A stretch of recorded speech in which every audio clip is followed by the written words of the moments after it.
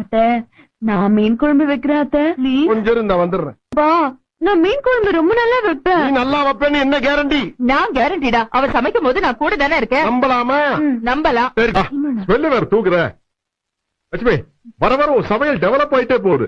இந்த குழம்பு வச்ச கைக்கு வைரத்துல காப்பே செஞ்சு.